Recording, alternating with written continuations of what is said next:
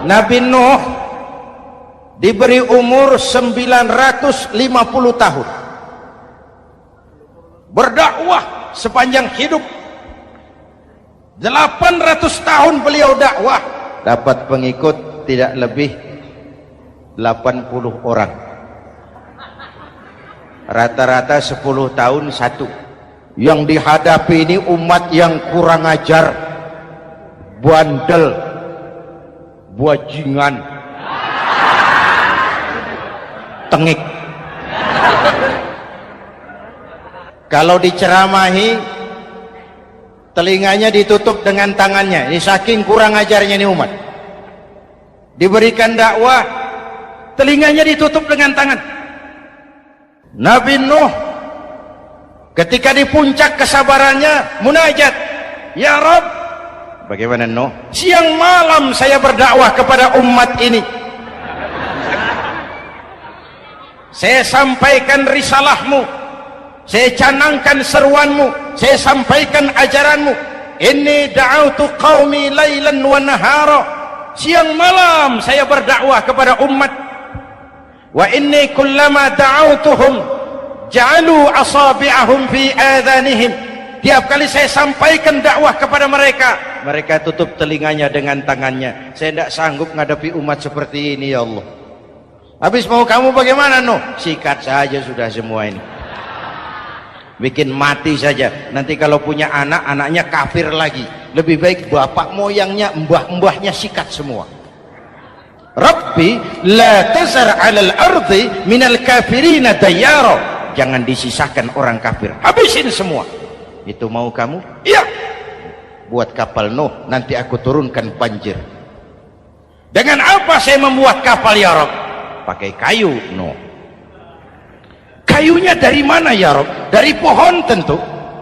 Pohonnya belum ada, ya Rabb. Tanam dulu, Nuh. Membuat kapal, kayunya nanam pohon dulu. Apa artinya? Perjuangan bukan simsalabim abragedabra. Perjuangan bukan makan lombok, ini hari dimakan, ini hari pedas. Perjuangan itu proses. Ada keringat, ada air mata, ada darah, tempo-tempo nyawa. Itulah perjuangan. Sudah pohon ditebang, buatkan kapal di tengah kampung. Umat unjuk rasa lagi. Nuh makin gila.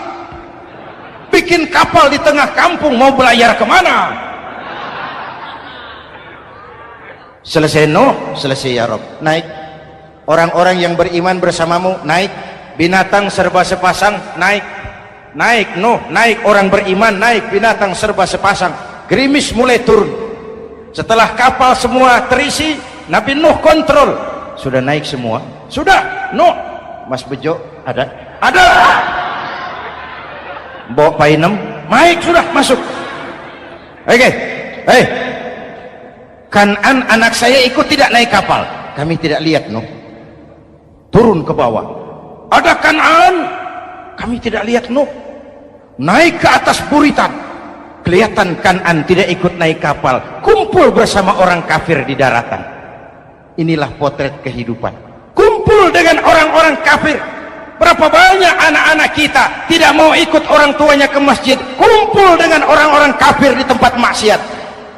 Nuh karena sayang kepada anak, dari atas kapal memanggil, ya bunayyarkam ma'ana. Ya, ini bahasa orang manggil, Pak. Kan'an, kesini nak, naik kapal sama papi. Ini terjemahan bebas. Jawab Kan'an di bawah, tidak mau Pak, saya di sini saja. Jangan nak, Allah sedang murka, akan turun banjir. Kalau datang banjir Bapak, sa'awi ila jabalin ya'simuni minal ma'. Saya akan naik ke gunung tinggi yang bisa menyelamatkan saya dari banjir. Kan'an naik ke gunung tinggi, gunung pun tenggelam dihantam banjir.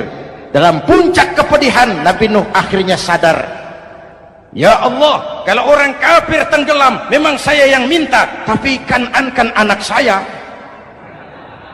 Nuh, anggap Kan'an bukan anakmu. wa innahu amalun ghairu salih.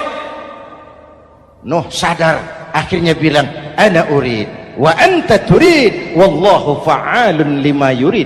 Aku punya kemauan, kau Kan'an punya kemauan, Allah juga punya kemauan. Kemauan Allah lah yang akhirnya jadi kenyataan. Nek sekarang juga kita ngadepi musim banjir. Bukan banjir air saja, banjir peradaban-peradaban yang masuk ke negeri kita. Banjir maksiat, banjir munkarot. Kalau kita sudah ke masjid, kita sudah naik kapal. Tolong kontrol anak-anak kita. Tolong kontrol tetangga kita. Ayo naik kapal. Banjir.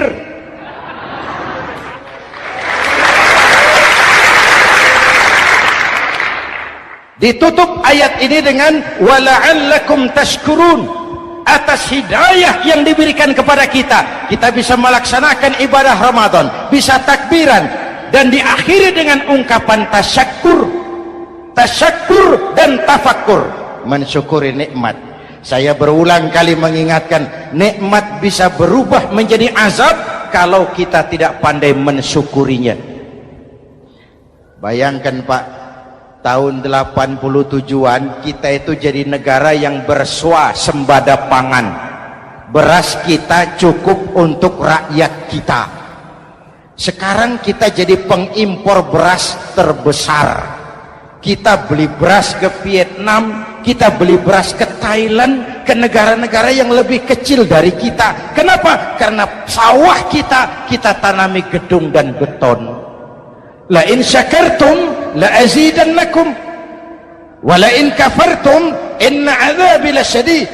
Kalau kamu bersyukur, aku tambah nikmat. Kalau kamu ingkar, tidak pandai bersyukur, awas, azabku pedih. Maka ungkapan saya, orang kaya bisa masuk surga karena hartanya. Orang kaya bisa masuk neraka juga karena hartanya. Syukur apa tidak syukur?